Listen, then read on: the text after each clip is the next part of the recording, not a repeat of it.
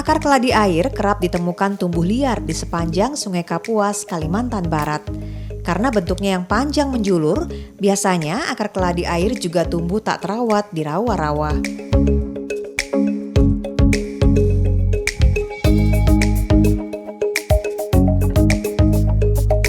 Sebagian besar warga kerap mengacuhkan akar keladi air. Namun tidak untuk Intan Liana, seorang ibu berusia 49 tahun, warga Jalan Komyo Sudarso, Pontianak. Intan melihat potensi keladi air menjadi produk bermutu dan bernilai tinggi.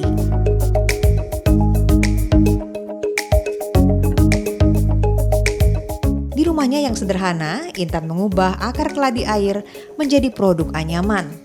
Akar-akar dikupas untuk diambil tulang akarnya. Tulang akar berbentuk tali panjang kemudian dikeringkan dan dianyam dengan desain kekinian. Intan mulai menekuni aktivitas menganyam dari tahun 1989 yang diwariskan oleh sang ibu.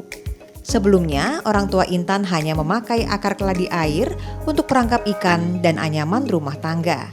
Sering melihat olahan akar keladi air, Intan akhirnya menemukan kreasi baru.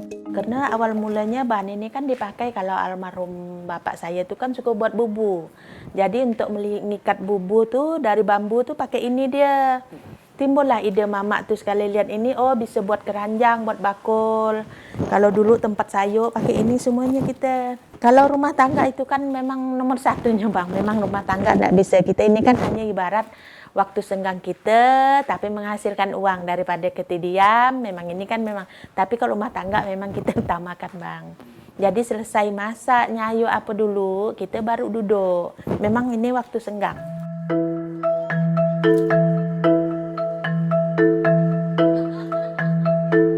Intan juga memperdayakan kerabat hingga perempuan di sekitar rumah. Setelah dilatih menganyam, ibu-ibu ikut mengolah akar keladi air sehingga dapat menambah pendapatan rumah tangga. Meski penghasilan bertambah, namun tidak membuat waktu dengan keluarga berkurang. Setelah mengambil akar keladi air dari rumah Intan, ibu-ibu juga bebas bekerja di rumah masing-masing sehingga pekerjaan rumah tangga dapat diselesaikan sambil tetap menganyam. Alhamdulillah memang benar-benar membantu. Setidaknya bukan hanya ekonomi saat keperluan anak sekolah yang dadak-dadakan tu alhamdulillah lah terbantu, benar-benar terbantu lah. Dampaknya bisa nambah penghasilan keluarga. Setelah kita masak, beres-beres di rumah adalah kesibukan. Dulu sebelum menganyam kan kita hanya kalau udah selesai masak, udah ngurus rumah, kita hanya santai-santai. Sekarang nih alhamdulillah ada kegiatan.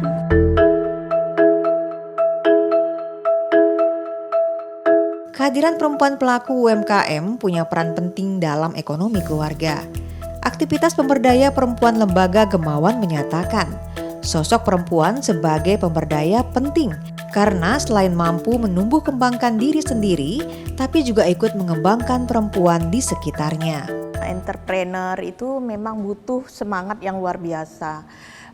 Terutama dalam konteks bagaimana mereka berjuang gitu ya, karena itu tidak mudah gitu. Kemudian membangun ketahanan atau resiliensi yang ada di dalam diri, kemudian melihat situasi lingkungan dan juga harus inovatif.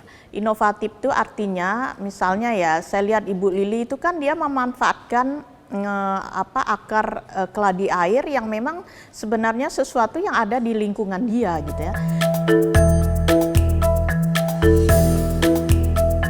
Sampai sekarang, Intan masih jadi perajin yang serius menekuni usaha anyaman akar keladi air di Pontianak.